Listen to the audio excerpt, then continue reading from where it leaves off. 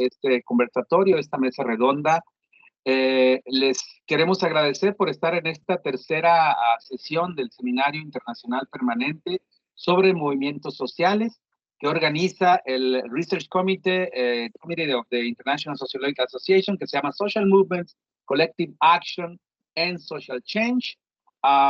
Este seminario permanente dura un año y se llama Crossing Borders, Building Bridges, Global Talks on Social Movements. Mi nombre es Eloy Rivas Sánchez, yo soy profesor investigador de la Universidad de Athabasca en Alberta. Yo me estoy reuniendo con ustedes hoy desde Alberta, desde el territorio indígena del sur de Ontario, desde el sur de Alberta, que se llama el territorio número 6, cerca de la zona de las prairies. Y bueno, es un gran honor, es un gran privilegio y estamos muy agradecidos, los miembros de este comité organizador de estos eventos, porque tenemos dos personas que tienen una trayectoria tremenda en materia, no solo en la academia, sino también en los movimientos sociales. Parte de nuestra agenda, de nuestro proyecto en este comité es generar esos nexos entre gente que escribe, gente que analiza, gente que estudia, gente que enseña y gente que crea los cambios sociales. Y es mucho más interesante que nosotros escuchar gente que hace las dos cosas a la vez, ¿no? Como en el caso de Odilia y el caso de Amarela. Me gustaría presentarlas antes de comenzar esta sesión que se llama Grietas en las Fronteras, Migración, Solidaridades y Resistencias Transfronterizas. Voy a comenzar con Odilia Romero. Ella es una activista zapoteca, intérprete independiente. Es cofundadora y directora ejecutiva de la organización Comunidades Indígenas en Liderazgo, Cielo, que tiene su centro de operaciones en California, y que es la primera organización que es liderada por mujeres indígenas en Estados Unidos que combate el racismo y facilita los servicios de interpretación en centros de detención para gente que está detenida, que está aprisionada por ejercer su derecho a...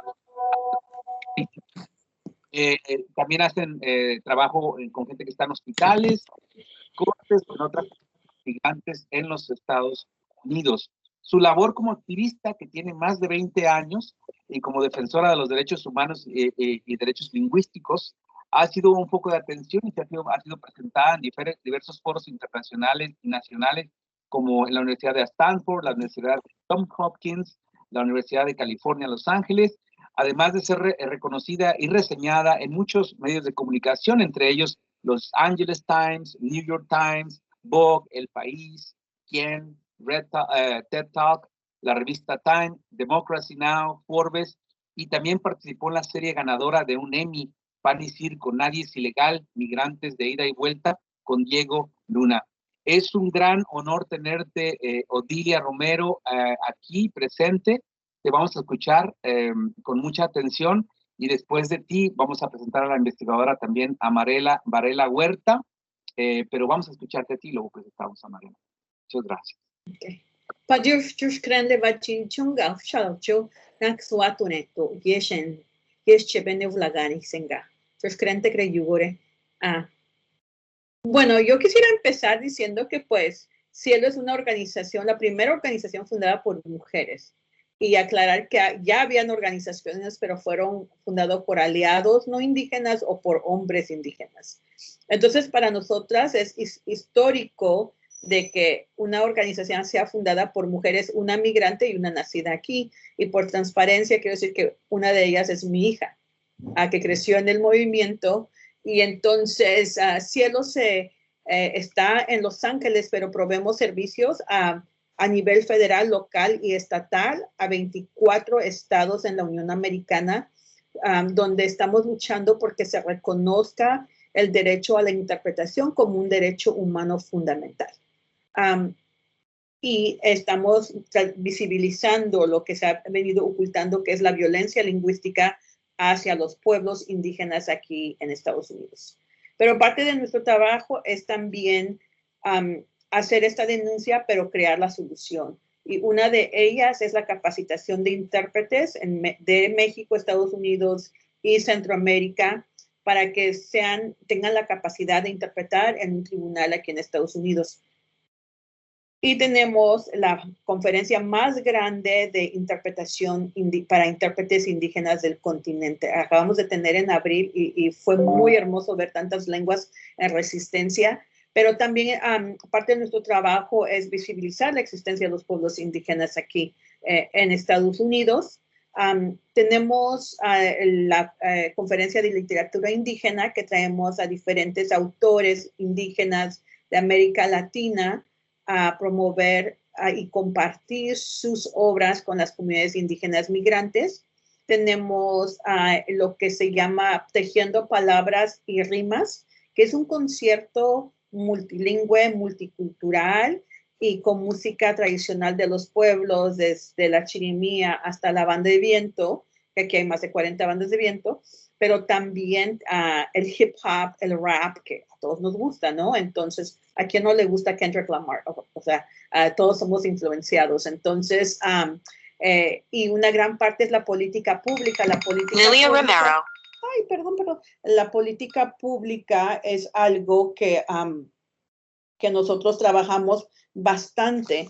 Aquí hemos logrado a que se reconozca el derecho, el mes del indígena migrante en el condado de Los Ángeles. El mes de diciembre es ya oficialmente el mes del indígena migrante. No quisimos entrar en la hispanidad porque estamos luchando porque se nos visibilice y no ser hispanos o latinos. Pero tampoco podíamos estar en el mes de noviembre, que es el mes de los pueblos indígenas de Estados Unidos, porque estaríamos ocupando un espacio que no nos pertenece. Entonces decidimos ser diciembre como el Día Internacional del Migrante, que se reconozca la existencia de los pueblos indígenas migrantes aquí. También parte de nuestro trabajo tiene que ver con la visibilización de nuestra existencia. Muchas veces se nos confunde con latinos o mexicanos, y la mexicanidad es muy peligrosa para nosotros como pueblos porque se asume que hablamos el español y no se reconocen nuestras lenguas indígenas. Y al asumirse eso, pues es un gran problema y conlleva nuestra violación de nuestros derechos humanos. Y pues estamos también educamos e informamos desde los políticos, policía, a nivel local, estatal y federal sobre la raíz del desplazamiento de los pueblos indígenas, el por qué estamos aquí, el por qué estamos llegando, y que sí, y también al movimiento del movimiento migrante, que también nos desconoce, porque a fuerzas nos quieren meter en este cajón de latinidad o mexicanidad, y entonces nosotros resistimos a eso. No, yo soy zapoteca, o mis compañeros son mixtecos, quichés, canjobales, pero no somos latinos. Y porque una vez más repito, cuando se nos asume que hablamos español, no nos brindan la interpretación, y la lengua está ligada a nuestro derecho. Sin lengua y sin intérprete no tenemos derechos. No, el que yo les pueda hablar, rezar un Ave María, pues no quiere decir que estoy entendiendo mis derechos en un tribunal o en un hospital, porque pues los colonizadores fueron muy buenos en imponernos la religión y podemos orar todo el día, pero a la hora de derechos pues no los podemos entender. Y pues ha sido algo histórico que hemos hecho también, que es el Plan de Acceso Lingüístico de Seguridad Nacional. El Departamento de... y aparte invitamos a otras organizaciones a contribuir. Y hay un plan de acceso lingüístico en el condado empujado por Cielo. Hay un plan de acceso lingüístico a nivel federal en el Departamento de Seguridad Nacional, junto con Derechos Civiles de Seguridad Nacional, que lo empuja a Cielo e invita a las otras organizaciones a contribuir a este plan. Logramos crear, Janet y otra compañera Navajo, crearon un mapa hermosísimo que pueden ir a nuestra página Cielo y verla, de diversidad lingüística que existe en el condado de Los Ángeles, que se llama We Are Here, estamos aquí. Y es un mapa hermoso de la historia de la migración de los pueblos indígenas desde las primeras organizaciones de Los Ángeles a Los Ángeles aquí. Y pues también pues cuando se habla de nosotros, se habla como que todo es trágico como migrantes, ¿no? Y sí, sufrimos bastante, pero también hay mucha resistencia, hay mucha alegría. Los pueblos son solidarios entre nosotros mismos. Durante la pandemia fue muy claro ejemplo que no estábamos contemplados como pueblos indígenas en la prevención, en la información, no estábamos contemplados por el condado, por Estados Unidos o por nadie. Y ahí se vio muy claro lo que ya sabíamos, que el pueblo rescata al pueblo. O sea, no había recursos para las comunidades indígenas, no había información en lenguas indígenas, Cielo las crea, videos animados sobre qué era el COVID, distribuimos 2.5 millones de dólares a las comunidades indígenas aquí, empezamos una campaña de comida, que distribuimos comida. Eso nosotros que somos, yo siempre siento que somos entre el intermediario entre el Estado-Nación y los pueblos. Los pueblos vienen, necesito una cita con el consulado, ok, déjate ayuda a hacerla. Necesito una interpretación, déjate apoyo con eso. No, y a la vez estamos educando a las instituciones sobre nuestra existencia. Siempre siento que somos un intermediario entre el Estado-Nación y los pueblos. Y ahí mi mamá fue una de las personas primeras que tuvo COVID. Y cuando yo no la podía ir a ver, le hablaba, oye, ¿qué necesitas? Me dijo, no necesito nada. Y ya el paisano tal me trajo atole. Ya el paisano tal me vino a poner tamales. El paisano tal ya me mandó comida por Uber. Entonces va haciendo una lista de toda la gente que le había ido. Y lo mismo, nosotros escuchamos al principio de la gente decir, oh, es que yo conozco a alguien que conoce a alguien que tuvo COVID. Y cada tiempo fue acercándose más. Mi mamá tuvo COVID, mi papá tuvo, yo tuve COVID. Tengo a alguien en el hospital, pero los paisanos están trayendo comida, hubo el trueque de comidas, de cosas, nosotros vendemos comida. La gente decía, te cambio morcilla por aguacates, te cambio morcilla por pan. O sea, todo eso hubo, incluyendo en los funerales que hubo, la banda no faltó aquí en los cementerios, porque pues aquí hay más de 42 bandas y la música es tan importante para los pueblos indígenas que a pesar de todo lo que estábamos viviendo en ese entonces como una humanidad, la banda se presentó y aunque estaban separados con la distancia que tenían que tener, pues ahí estaban y eso es algo que pues mucha gente no sabe qué pasó, ¿no? Pero también viviendo desde la cosmovisión de los pueblos indígenas, en el caso de nosotros como Cielo, dice, bueno, no vamos a poder abarcar todo Estados Unidos. Tenemos que ver cómo trabajamos con las otras organizaciones. Entonces, hemos apoyado en organizaciones en Nueva York, en Chicago, en Washington, en Luisiana, de cómo crear su propio proyecto de intérpretes.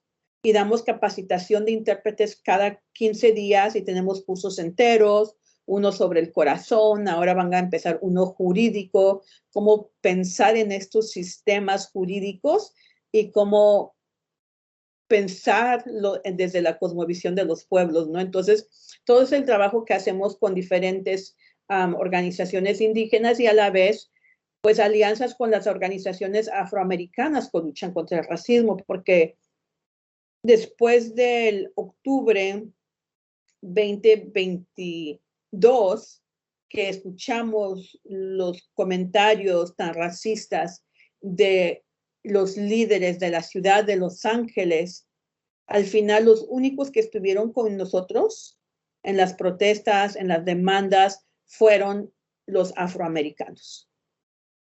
De organizaciones latinas fueron una o dos, se pueden contar con los dedos, pero de ahí los que estuvieron con nosotros en exigir la renuncia, exigir que cambien las políticas de la ciudad, fueron los afroamericanos.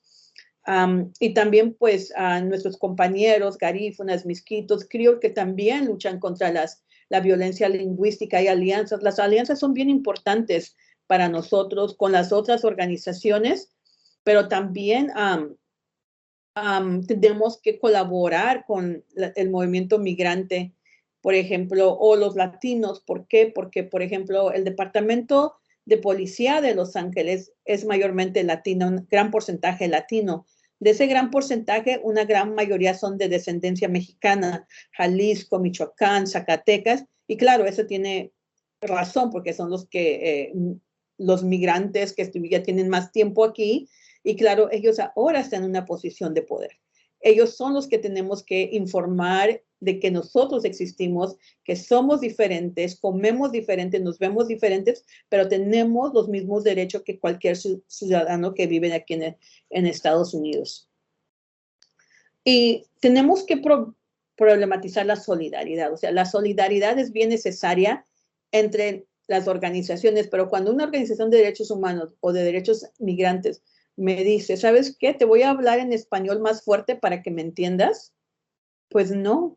O te lo voy a hablar más despacio, te lo voy a ver, repite lo que les estoy diciendo. El saludo que yo les dejé al principio no les voy a decir qué dije.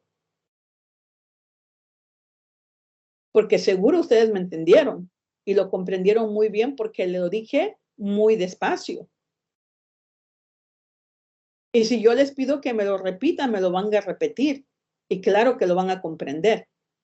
¿No? Entonces, como que esas son las cosas que a nosotros nos suceden como migrantes. O nos quieren hablar más despacio, más fuerte, o nos quieren, a ver, repíteme lo que te dije. Entonces, al repetirlo, con eso, ellos piensan que han garantizado mi derecho como ser humano. Y así no es. O sea, repetir no significa comprensión. Y también esto tenemos que, lo que le dicen en inglés, call it in, porque no queremos que tú como una organización de migrante o una organización de derechos humanos contribuyas a la violencia lingüística hacia los pueblos.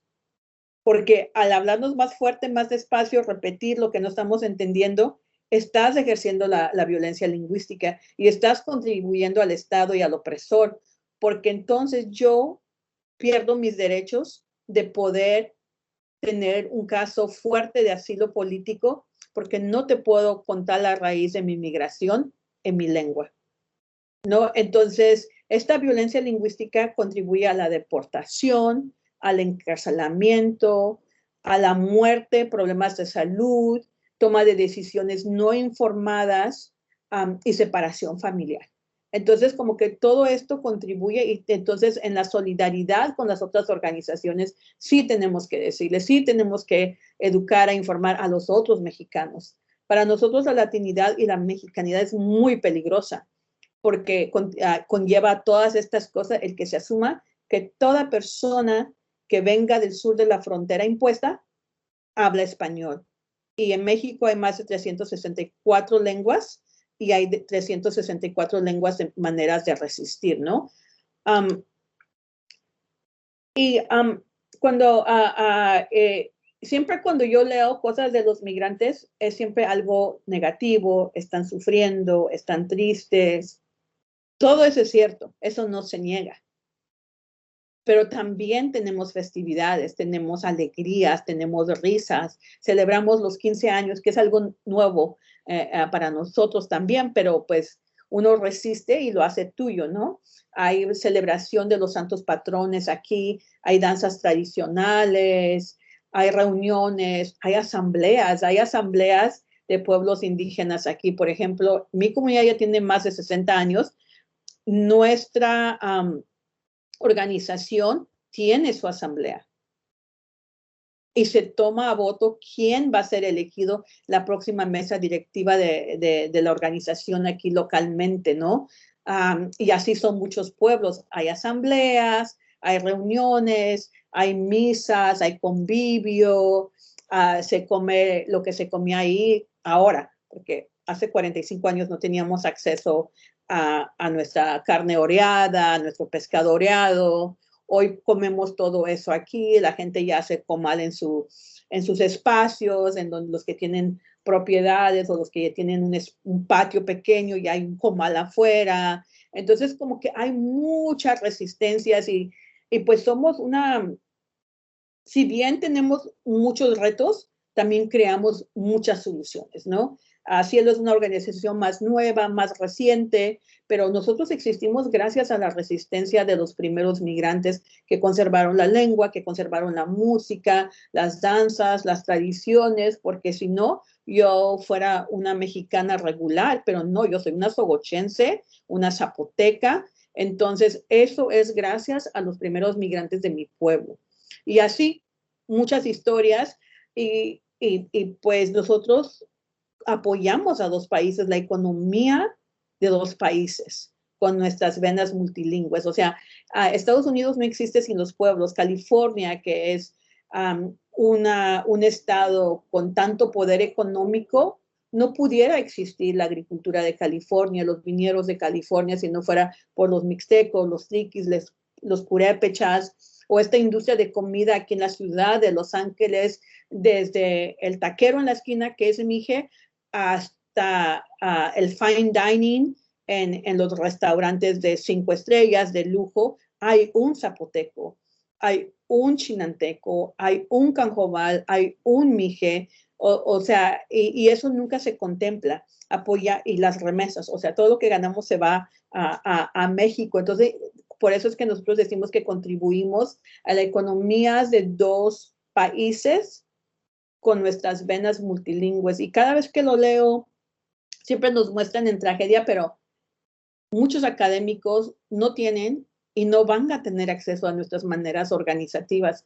Decía un paisano mío, no quiero que sepa. ¿Para qué? Porque luego vienen con sus ideas y se rompe lo que hemos construido por más de 60 años. Gracias.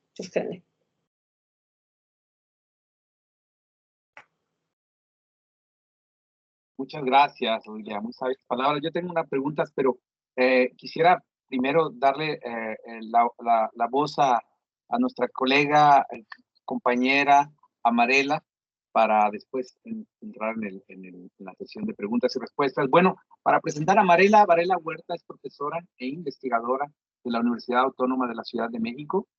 Ella es doctora en Sociología por la Universidad Autónoma de Barcelona, especialista en migraciones por la Universidad Pontificia Comillas de Madrid y licenciada en Periodismo y Ciencias de la Comunicación por la Universidad Nacional Autónoma de México. El trabajo de investigación, la agenda de investigación de la doctora Amarela Varela Huerta está relacionada con el estudio de las migraciones, el control migratorio y sobre todo los movimientos sociales, ¿no?, que emergen a partir de la migración.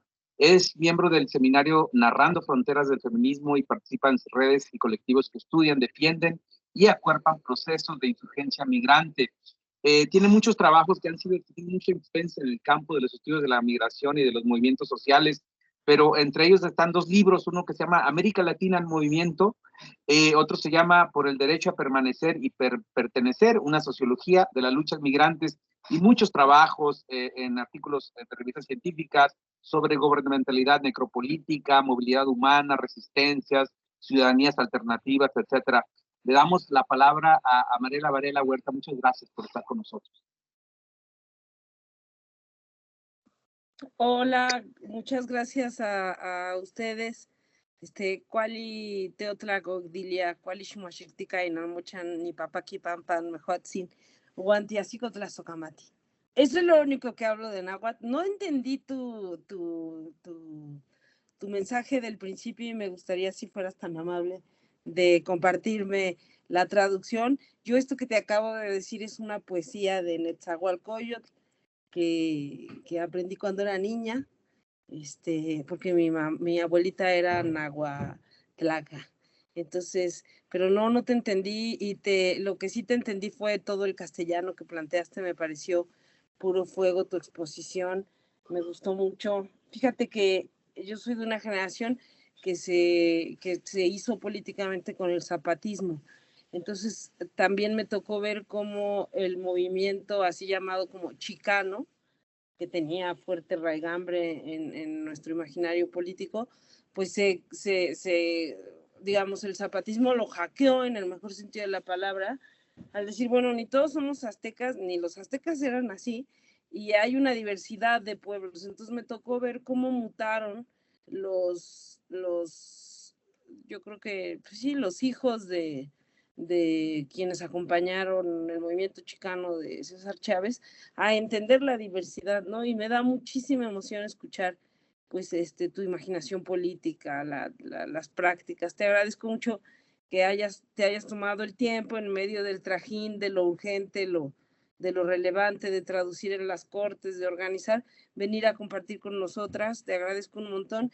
Te agradezco muchísimo, Eloy. Ha sido un regalo de la pandemia conocerte y conocer tu trabajo. Me gusta mucho, me me emocioné al leerte, que estamos compartiendo, vamos a sacar un libro juntas, y entonces me emocionó leer las luchas que acompañas, me emocionó imaginar ahí a las y los compañeros organizados. Muchas gracias, Camilo, y al resto de las compañeras de ISA. Yo preparé una exposición porque soy muy verborreica, y entonces, pero no sé cómo se comparte. Déjenme ustedes decirles que aquí está: compartir pantalla, compartir, permitir compartir ventana. Pero ¿cómo puedo? Un momento, por favor. No, porque compartir, es que voy a dejar de compartir pantalla, permitir compartir pantalla, y lo que voy a hacer es irme aquí, ya lo están viendo, ¿no? No, ahorita no estamos viendo. ¿No están viendo? Lo tienes que hacer en compartir y te va a dar opciones de cuál pantalla de las que tienes abiertas. Y tienes que elegir. Según yo, a ver, compartir, elija lo que desea compartir. Exactamente, tienes que permitir compartir pantalla. Y entonces está compartiendo, pero aquí lo ven ahora. No podemos ver. ¿Y qué tal si se la mando a alguno de ustedes o la mando por acá y me ayudan? Sí, no hay ningún problema, Mariela. Si la quieres enviar por el hoyo, nosotros acá la pasamos. Yo creo que tú eres mucho mejor. Yo voy a batallar igual que Mariela. Vale, Mariela, si me la quieres enviar a mí, no hay ningún problema. Sí, voy. Es grande. A ver, creo que ya está. Permítanme. ¿Ahora me ven? No. No. Ok, entonces sí la voy a mandar a través del mail, si les parece bien. Perdón, debimos hacer esto. No te preocupes, estamos en familia. Les quería, bueno, lo que les voy a compartir es un poco, ¿qué hago, Eloy? Te lo mando. Odilia mi Mariana Camacho. ¿A quién se lo mando? Puedes mandármelo a mí, sí, yo voy a intentar. ¿Sí? Sí, yo soy menos hábil. Camilo me impresiona siempre que... Pero es yo que voy a... yo con el Teams no soy muy... Pero además lo estoy haciendo desde mi ordenador porque no tengo el Teams. Yo me alenta mucho. Aquí está. A ver. Por favor.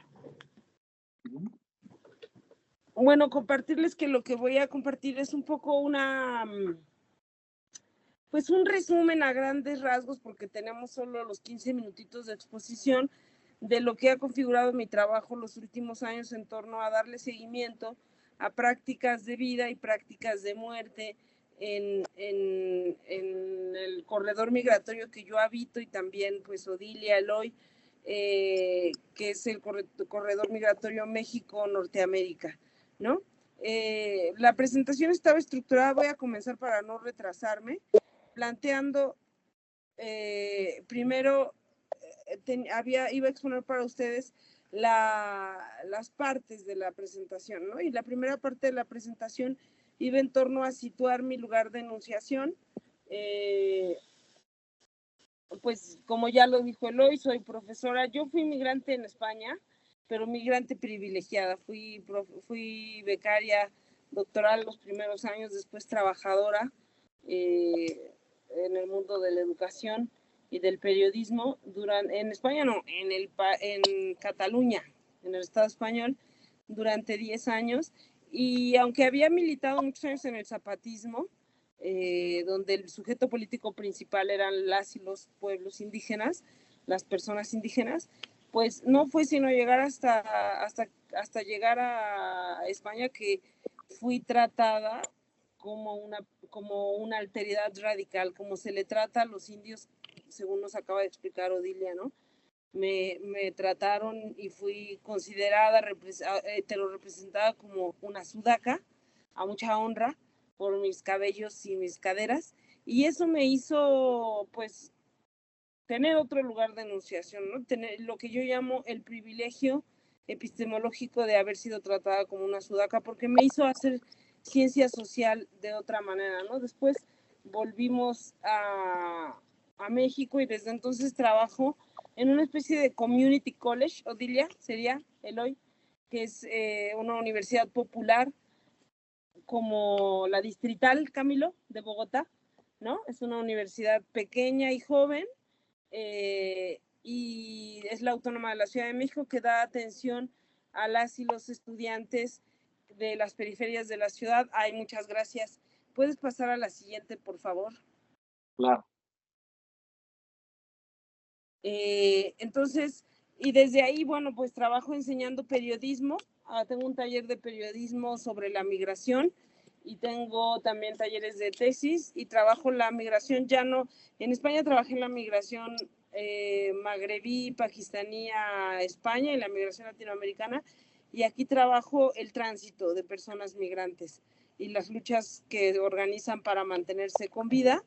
Sí, puedes pasar a la siguiente, por favor. Bueno, perdón, puedes regresar un poco, perdón. La presentación, a ver si me da tiempo, la dividí en 5 partes. Esta primera por la que ya pasé, el contexto de esta reflexión, que es compartir con ustedes lo que es mi diagnóstico. Había muchos diagnósticos. Somos el país, somos la meca de los estudios migratorios en castellano, porque somos, después de la India, el primer país expulsor de migrantes. Entonces hay muchas interpretaciones. La que voy a compartir es la mía y la de mis colegas de trabajo, ¿no? Que pertenecemos pues a eso que se llama la perspectiva crítica en las migraciones. Después voy a hablar de las prácticas de muerte o la muerte política, gobierno desde la muerte que se hace de la migración en México, para terminar hablando de las prácticas de vida, de las prácticas de resistencia, tematizando a lo que nos desafía la maestra Odilia en términos de hacer una reflexión sobre qué tipo de hospitalidad, y yo propongo aquí a través de una propuesta de un profesor Shahran Khosravi, que es un iraní que sobrevivió al tránsito y vive en el norte de Europa, pues la noción de hospitalidad radical, para después hablar de migrar las políticas de Estado y las narrativas, cambiar esas narrativas que reflejan a los migrantes, como nos decía, y a las migrantes, como nos decía Odilia, solo como víctimas, ¿no?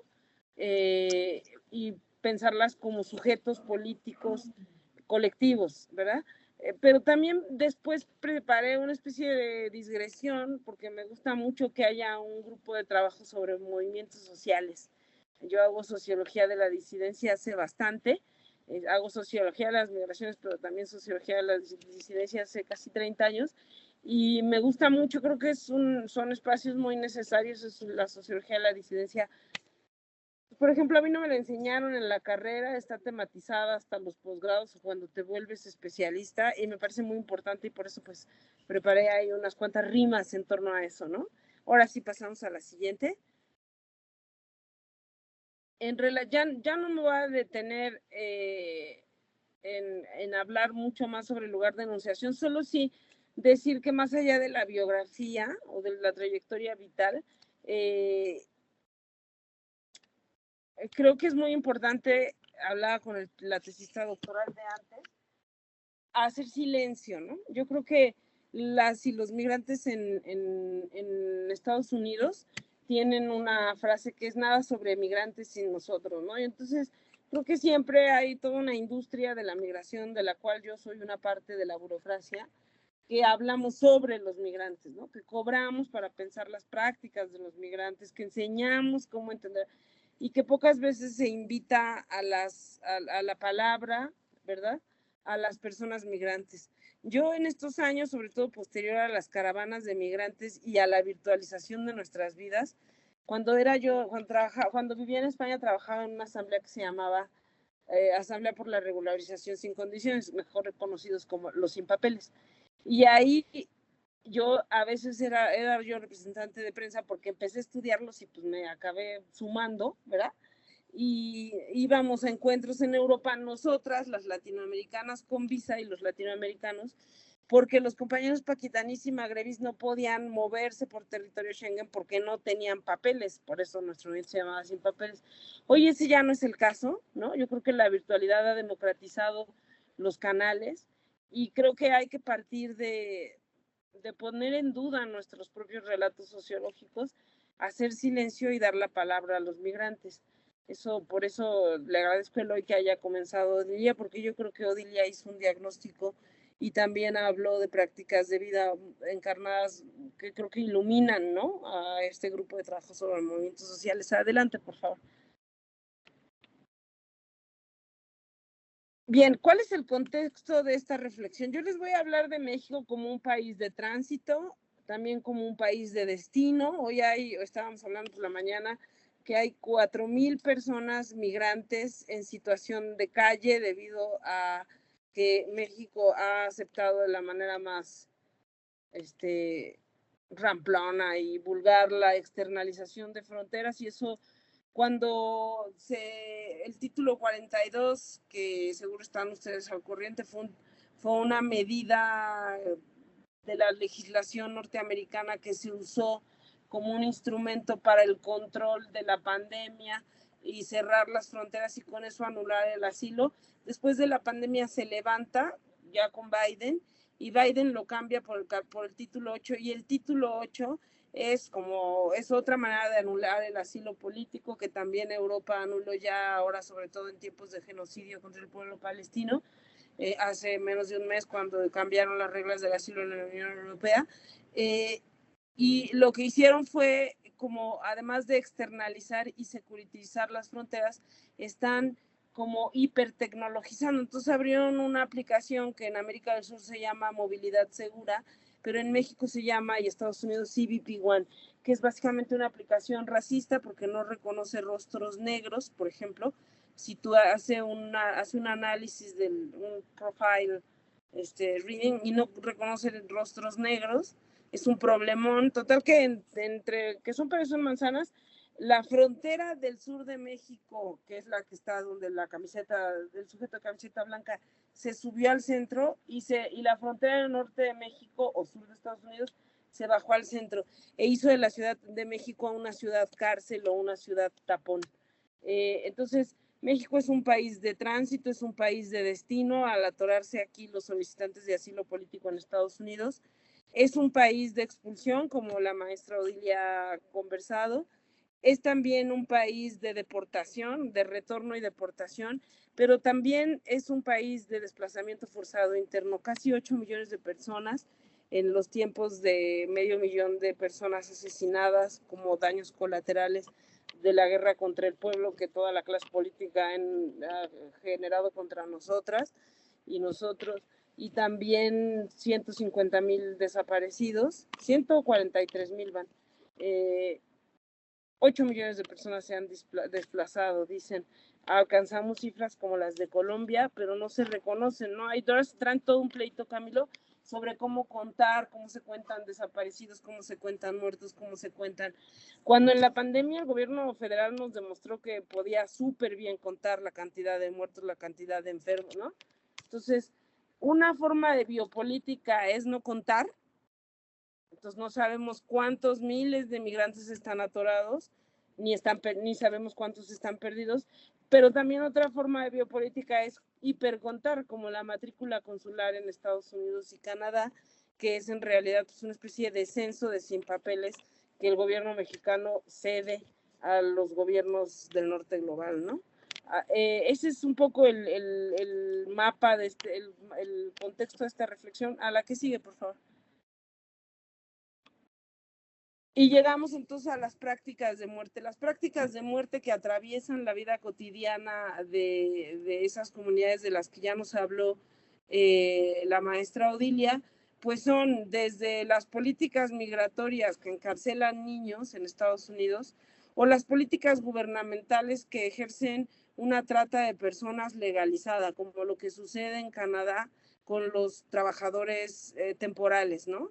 En Canadá, en el norte de Estados Unidos, los trabajadores y trabajadoras de la agroindustria del norte de América trabajan sin derechos, que yo creo que eso pues no me voy a extender mucho porque Eloy es quien mejor lo ha trabajado, quien mejor lo ha biografiado, pero bueno, son la necropolítica viene de la idea de necropolítica es una propuesta del camerunés Achille Mbembe para pensar no en contra de Foucault, que pensó la biopolítica, vida, política, gobierno, el gobierno de la vida y de las poblaciones y de los sujetos, sino para complementar esa perspectiva del francés, que aunque era francés y gay, es decir, era un otro radical, pues han demostrado los intelectuales migrantes en Estados Unidos sesgos racistas, ¿no? Entonces, pues como que no fue interseccional, diríamos ahora, pero yo creo que a los autores hay que pensarlos en su tiempo. Entonces Membe, unos 25, 30 años después, lo actualiza pensando, además del gobierno de la vida, de las personas, de la naturaleza que hoy nos tiene aquí, nos estamos derritiendo, compañeros. Hay 33 grados en la Ciudad de México, en la que llamaban la ciudad de la eterna primavera, y por lo tanto estamos con contingencia ambiental 1 de cada 2 días. Además de gobernar la naturaleza, diría Marcuse, que no elegimos el socialismo, sino la barbarie, y así estamos. Además de gobernar la vida de las poblaciones y de gobernar a los sujetos, se gobierna el mundo desde la muerte. Y una manera de gobernar desde la muerte, pues son estos. Yo creo que la mejor estampa es el hecho de que hayan quemado vivos a los niños y a las mujeres y a los varones y a las familias del campo de refugiados palestino la semana pasada. Eso es lo que estamos atravesando. Esas son las formas de gobernar el asilo, el refugio, la migración, ¿no? La que sigue, por favor. Pero a estos, digamos, ejercicios de taponamientos que en México se traducen, solo en México, a diferencia del resto de América Latina, hay centros de detención, hay cárceles migratorias, hay 36 cárceles migratorias que pagamos con los impuestos de las remesas de nuestros compañeros que están ilegalizados en Estados Unidos. Entonces, hay 30,000 efectivos del ejército, de la Guardia Nacional, torturando y entorpeciendo el tránsito de personas desde el sur hasta el norte de México, mientras que hoy la Comisión Mexicana de Ayuda al Refugiado, que es una cosita así, que gestiona el aumento de hasta en 9,000%, dicen, no estoy inventándome, o sea, todo aquí es así como catastrófico. El asilo, las peticiones de asilo, hoy no tiene una oficina porque las clases medias de la Ciudad de México no quieren negros en sus inmediaciones, y mientras que no se organizan para tener agua limpia, sí se organizan para detener la instalación de la Comar, que a diferencia de los 30,000 efectivos de la Guardia Nacional torturando y separando familias, tiene solo 170 agentes de asilo con capacidad de firma. Entonces, a todo esto, ¿cómo se resisten los compañeros migrantes? Cada año pasa por México más o menos 1,300,000 personas, en su mayoría centroamericanas, porque ahí pues hay todo un neoliberalismo made in USA que ha pues llevado a la imposibilidad de quedarse por parte de las familias. Muy importante también decir que ese tránsito de personas hoy sucede, ya no es una migración feminizada como las décadas anteriores, sino que es una migración familiarizada. Por eso, con otra profesora, Claudia Pedone, estamos proponiendo el concepto de pensar a la familia como un sujeto político colectivo de los estudios migratorios, porque las familias hoy se fugan eso, en grupo, ¿no? Y eso de fugarse en grupo, eso de migrar en familia, con el bebé, con la niña, con el abuelo, es una práctica que nosotras llamamos prácticas de vida, prácticas de resistencia. También ahorita voy a llegar a eso porque atravesadas por el giro feminista en la vida y en las ciencias sociales, nos parece que ese migrar en familia es una práctica de feminismo antipunitivista que se opone al castigo desde arriba de las baby jails y las detenciones, y al castigo desde abajo de los secuestros y las violaciones y las desapariciones, también de las familias, ¿no? De quienes se quedan o de quienes transitan. Adelante, por favor. Una práctica, bueno, hay muchas prácticas de resistencia, muchas formas de lucha. Yo tiene muchos años, 30 años que trabajo el tema, no tantos, ¿no? Pero más o menos como 29, de luchas migrantes. Para mí las luchas migrantes son una forma de accionar políticamente de los migrantes y las migrantes, y pueden ser luchas manifiestas, como el 1 de mayo el May Day en los estate quietos, ahí las marchas de cada 1 de mayo, pero como los piquetes de los que hablaba, o las formas de organización colectiva de las que hablaba Eloy en el capítulo que te leí, las organizaciones de trabajadores temporales que se organizan a través de la virtualidad, y a eso les llamamos luchas manifiestas, ¿no? Son luchas que tienen demandas, como la de la maestra Odilia, que demanda el reconocimiento de las 370 naciones o pueblos, idiomas, el derecho a tener una traductora en una corte. A esas luchas yo las llamo manifiestas, ¿no? A veces son difíciles de interpretar por nosotras, las que hacemos sociología de las disidencias, porque con los marcos anglo y francófonos, Till y todos estos que nos encantan, Freitzer y demás, a veces no hay un buró político, ¿no? No hay una vocería. Son muy difíciles de interpretar las luchas migrantes, porque son luchas propias del imaginario moderno del siglo XIX. Peleamos por el derecho a existir jurídicamente, ¿de acuerdo? Ahora las luchas contemporáneas están peleando por el derecho a la diferencia, condiciones de equidad, el movimiento gay, el movimiento indígena, el movimiento feminista, el movimiento ecologista, por el derecho a la diferencia en condiciones de equidad, y nosotras estamos peleando por papeles, como como cuando el iluminismo le prendió la luz al oscurantismo y se reconocieron los derechos humanos. Y muchas de esas luchas llegan a su fin cuando se obtienen los papeles. Y no es que los migrantes dejen de ser activistas, sino que mutan a ser activistas por el derecho a la lengua, al idioma, por el derecho a la educación, por el derecho a la salud, sindicalistas, por el derecho a la vivienda. Pero la demanda de las luchas migrantes, que es tener papeles, se difumina. Pero muy difícil de interpretar. Otro día podríamos hacer un seminario, porque ese es, como ya verán, como dice la canción, mi obsesión. Pero también hay luchas latentes. Las luchas latentes son las prácticas de resistencia cotidiana, no abiertamente ideológicas, a veces individuales, a veces grupales. Por ejemplo, esta noción de comunidades de cuidado en movimiento. Les voy a dar una imagen que junta la idea de la familia migrante como sujeto político colectivo con esta idea de comunidades de cuidado en movimiento. La noción de comunidades de cuidado en movimiento la inventaron los compañeros colombianos que trabajan con desplazamiento forzado interno, para pensar cómo se organizan las comunidades que son desplazadas por el conflicto eterno en Colombia, para reasentarse, para reexistir, ¿no? También me parece muy importante que la literatura colombiana sobre la violentología prescinde del relato de la resiliencia, ¿no? Que está hoy presente en todos los manuales para autocuidarnos de la violencia. Entonces dice el ACNUR, si vas a cruzar el Darién, autocuídate porque te vas a morir. Si vas a cruzar México, autocuídate y tómate unas pastillas porque te van a violar, ¿no? O sea, la noción de la resiliencia, ser resiliente, reaste, supérate a ti mismo. Esa noción de resiliencia es interpelada por los colombianos y las colombianas con dos categorías: las comunidades de cuidado en movimiento, que son esos grupos que no son familias sanguíneas, pero que en el caminar y en el reexistir, le dicen los compañeros del Valle del Cauca, que no es resiliencia, reexistir es la capacidad de reinventarte sin negar el duelo, pero también demandando al Estado las responsabilidades jurídicas, políticas y de amparo, ¿no?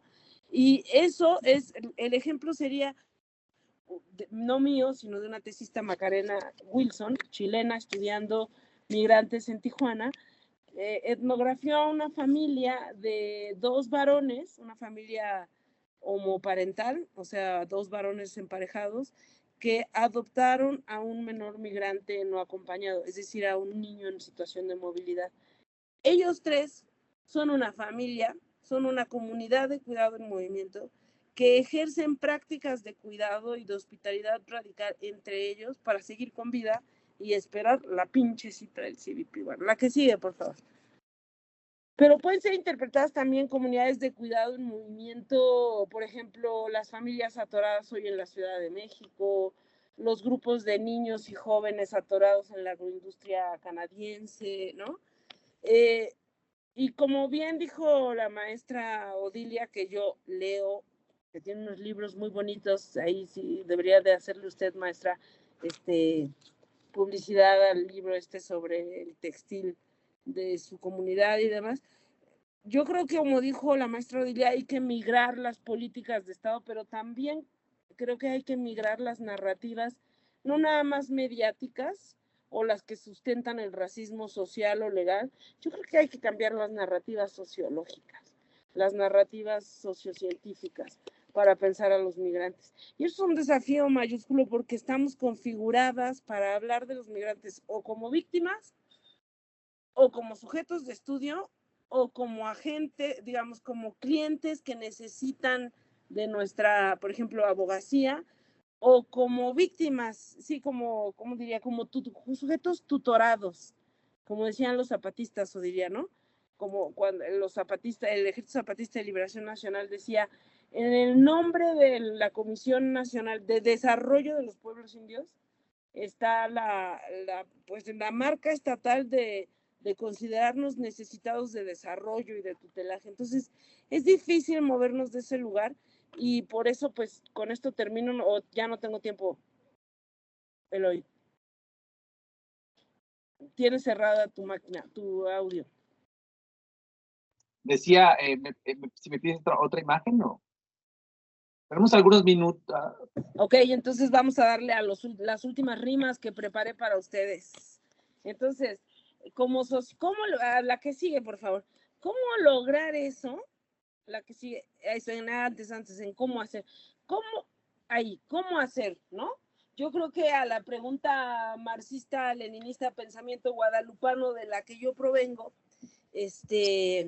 del qué hacer, hay que cambiar al cómo hacer, ¿no? Dice el colectivo Tikin, que vive allá en el continente que Camilo está ahorita habitando. El colectivo Tikin de franceses dice, el qué hacer, pues acabar con el capitalismo. El pedo es cómo hacerlo, el problema, ¿no? Y yo creo que, como dijo la maestra Odilia, partiendo de la certeza de que nomás nos tenemos las unas a las otras, que es lo que dicen los feminismos comunitarios, pero también dijo el presidente Allende, solo el pueblo salva al pueblo. A veces en México te hacen dudar, ¿no? De esa situación, sobre todo en este tiempo de guerra, pero saber que nos tenemos las unas a las otras, ¿no? Y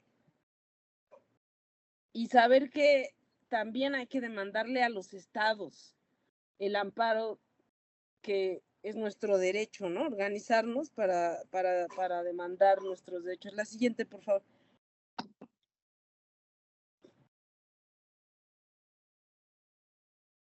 Pero yo insisto, miren, como ojalá el maestro Orlando Falsborda, Freire, Pablo González Casano estuvieran vivos para que se volvieran a morir del pinche susto de lo que es este neoliberalismo capitalista.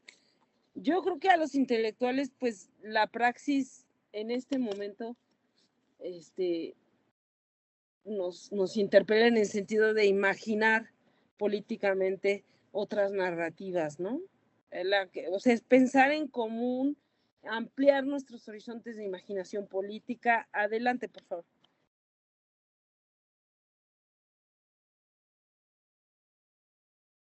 Y para mí, que es una de las muchas, ¿no? Yo creo, por ejemplo, la compañera, la maestra Odilia dice el movimiento indígena, ¿no? Transnacional, a las formas de existencia de estos pueblos que a pesar de haber sido gobernados desde la necropolítica y que 7 de cada 10 fueron exterminados por la colonia, yo siempre que me bajoneo, que es básicamente cada tercer día, porque en este país volteo a ver a las comunidades indígenas que a pesar de todo aquí están, han resistido, siguen celebrando la vida con sus colores, con sus lenguas, con sus formas de organización, con su tequio, con sus tejidos, con su comida, ¿no? Con su habitar, con su pensarse en común.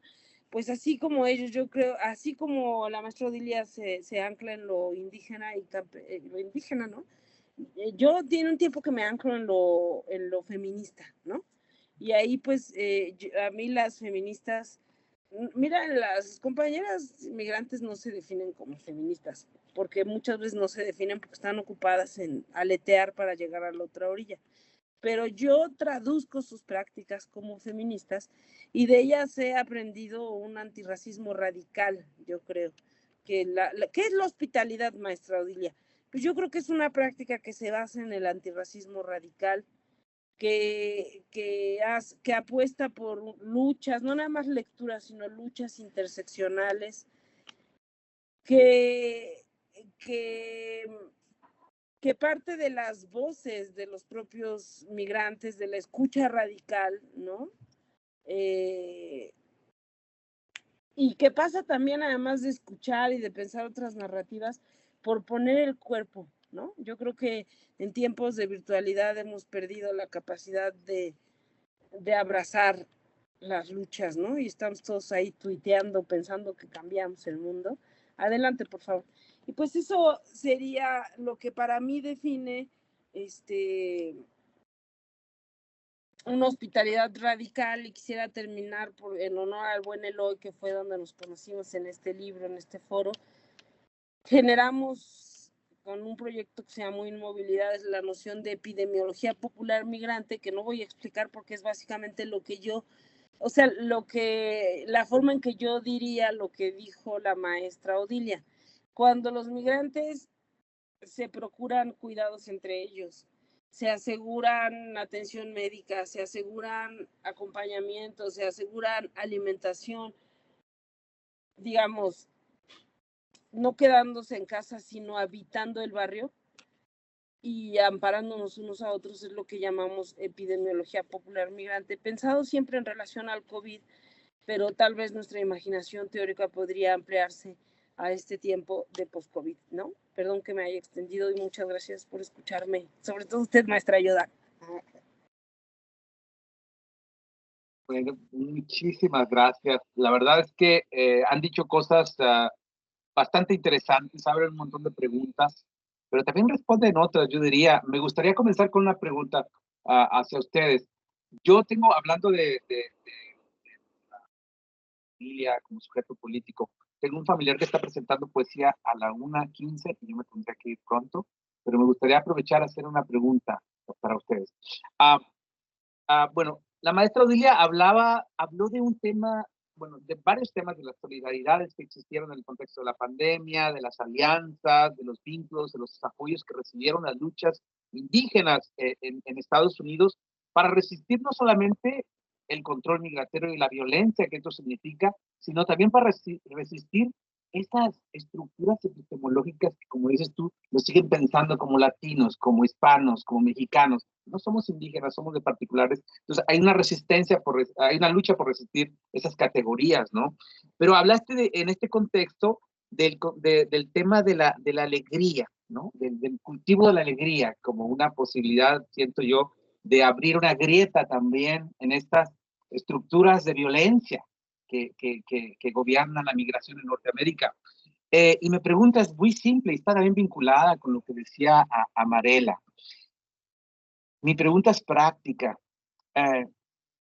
¿Cómo multiplicar la alegre rebeldía en el contexto de la migración? ¿Cómo volver el ejercicio de la movilidad, de la migración, un acto de alegría en un contexto de tanta muerte, de tanta violencia, de tanta persecución, de tanta discriminación?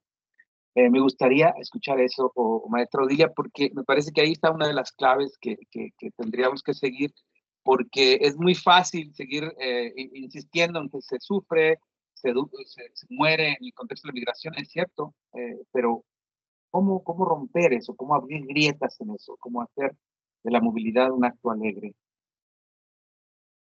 Y la pregunta es para Odilia y para Amarela también. Eso creo que siempre ha habido, ¿no? Porque nosotros, por ejemplo, nosotros de la Sierra Norte de Oaxaca, el fin de semana hay 5 o 6 pueblos celebrando la fiesta patronal.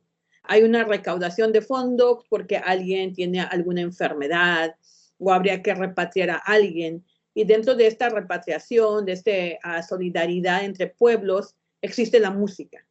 Tener 40 bandas, más de 40 bandas de viento aquí, que la chirimía todavía se toque en las fiestas patronales, a pesar de ser católico, todo el proceso, para mí es mucha resistencia y los hay, los pueblos los hay. Si uno va al norte de California, los mixtecos están organizados, tienen su fiesta patronal. Si ustedes van, si aquí a la vuelta se reúnen los quichés, tienen su marimba, pero creo que esto no se nota porque cuando a nosotros, por ejemplo, decir, cuando latinidad y mexicanidad nos busca para bailar, para el folclore. O sí, vamos a hacer un bailable, que es bien importante porque eso también nos ha dado identidad. Hay organizaciones que solo se dedican al folclore y eso abre la puerta para que nosotros entremos a luchar por nuestros derechos, porque ellos, cada quien hace unas cosas, pero creo que esa alegría está ahí. El problema es que no voltean a vernos. O sea, cuando los académicos escriben sobre el movimiento migrante y escriben sobre lo que nos sucede, pero no escriben sobre esa resistencia. Bueno, yo no lo puedo compartir porque la asamblea no me lo autorizó, pero ver el archivo de mi pueblo, desde que empezaron a migrar, que me lo prestaron por un proyecto que ya después les diré. O sea, yo lloré con ese archivo.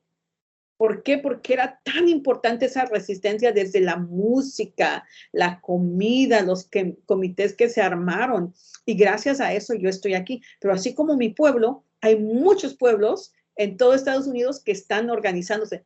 El problema es que todo el mundo se enfoca en la migración latina y no en la resistencia de los pueblos. Alguien me decía, es que ustedes no están organizados, necesitan organización. Y yo decía, bueno, tú quieres venir a organizarnos desde tu punto de vista. Tú quieres venir a imponer tu proyecto, pero no nos estás preguntando a nosotros qué queremos y cómo queremos. No podemos ser parte del movimiento más grande latino porque no estás tomando nuestra identidad, nuestra lengua en cuenta. Si quieres que vengamos a bailar, pero a la hora de opinar, no quieres escuchar que yo quiero un intérprete en zapoteco para estar en tu asamblea, ¿no? Entonces, como que creo que, bueno, no creo. Ustedes deben de cambiar cómo nos miran y cómo escriben sobre nosotros. Los académicos, ustedes son como lo que le dicen aquí, los que producen la knowledge, pero ustedes de dónde lo agarran de los pueblos. Y creo que una práctica que pueden hacer para que vean la resistencia, la alegría, las bandas, es cómo tomen un paso atrás y se dan su espacio a las comunidades indígenas. Habemos escritores, habemos poetas, habemos músicos, habemos de todo, y en vez de estudiarnos cómo se vuelven aliados, para que esa alegría y esa resistencia se vea, que está ahí, pero pues ustedes no pueden entrar porque pues tampoco los dejamos, pues. Toda una lección y una tarea. A lo mejor podrías coordinar un libro que se llama Alegría en Movimiento, Resistencias Indígenas en las Américas. Bueno, Amarela, por favor. No, pues, ¿qué más voy a decir? Gracias, Odilia. Ya saben cómo sé para qué me invitan. No, pues es que eso es lo que hay que, eso es lo que hay que hacer. Hacer silencio. Y hacernos, preguntarnos cosas, ¿no? Por eso hacer silencio para escuchar y replantearnos las preguntas, ¿no? Hacer memoria, tal vez, ¿no? Tejer memoria. Sí. Ay, te debo un artículo, Amarela. Ya. Gracias. Sí. Sí, por favor, Odilia, me encantaría leer tus cosas y algo de la alegría. La alegría es toda una cosa nueva y va a abrir caminos en la gente que queremos hacer, ver las cosas de otra manera, ¿no? Sí, te los paso en el email. Lo que he escrito, lo que me cuesta escribir.